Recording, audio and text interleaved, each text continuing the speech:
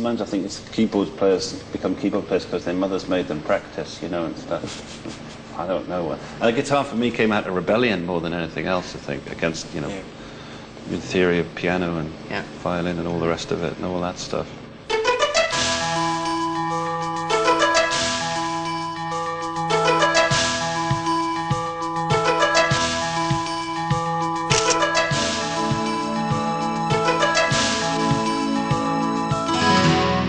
I've been playing about 18 years.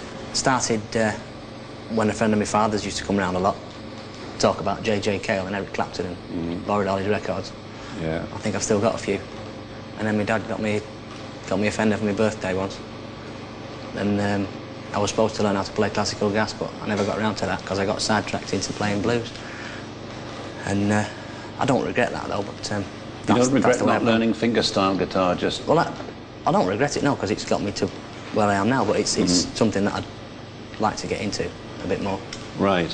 And if you're going to get into, as opposed to using a bit of, what we're talking about here is you use a bit of plastic to play with, don't you? These horrible things, look like toenails. Right. Do you like a thick pick? Quite thick ones, yeah. Yeah. Make a good racket, these. You know that the pick is actually the biggest amplifier that there is, which I've found out at my cost, you know, because I don't often use one. I use one when I want to play a rhythm part, but on a record or something, but I actually got into a bit of finger picking, and that's something. And so, Rick, if you were going to learn finger picking, you'd need to have a guitar teacher, probably, wouldn't you? And well, I'd certainly need pointing in the right direction, yes. Yeah. Can you play us just a few bars of something that you've written? I mean, 20 seconds, 10 seconds of something that you've written, just so people can get an idea of just something. Just give us a few bars of anything, so we can kind of find something to get going on. This kind of thing.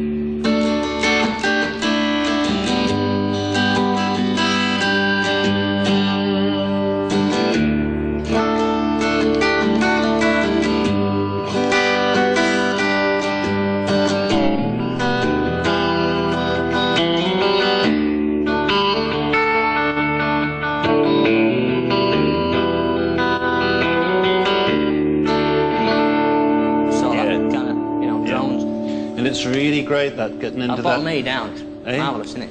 The lower D, it's a very important thing in guitar playing, yeah. But also you've got a lot of that drone thing going on, haven't you? Which is the basis of, well, pretty much it all, isn't it? And in a sense what you're trying to do as well is accompany yourself, and you're getting a little bit of melody going. Well, yeah. That's one of the great things. I mean, that's the best I can do without knowing all the finger stuff, I suppose. Well, the fingering stuff. The bottom D gives you like a pad to play on the top of then. Exactly. Yeah. And then if you're playing like within a chord, you get all these other notes in that... Shapes and... That's your melody coming in there. Yeah.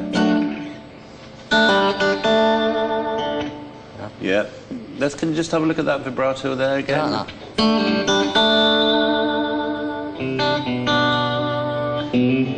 Yeah, shaking chords. Yeah, I see you using. You like to use the that whammy bar there. I never used to, but since I got this one. Yeah. I used to have another Fender, but I never used to bother with this.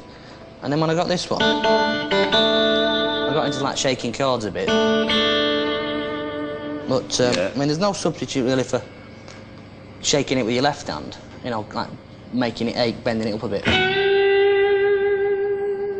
You know. You can't beat that for me.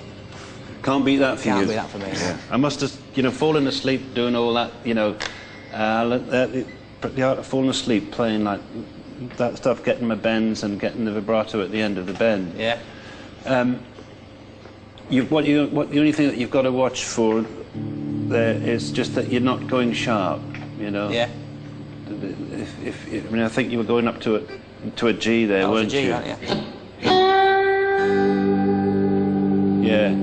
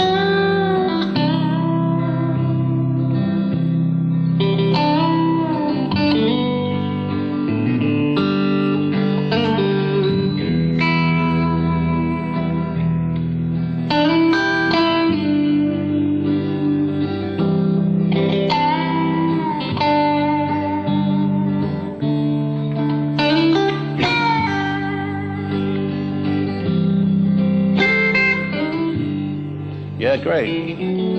Yeah. And that's like yeah. bit of Roy Buchanan kind of thing, bit of Don Gibson, wasn't it, that one? Yeah. And just playing as little as possible and making them sing. That's absolutely, yeah. And the thing about that is you can get to the note going through. You're going through two. Or you can actually go up just from one, which is really nice. Yeah. You know, to in that style, from 1 fret below. Yeah. You know what I mean? Love it. Because you're going to go there anyway. Yeah. You know? Yeah.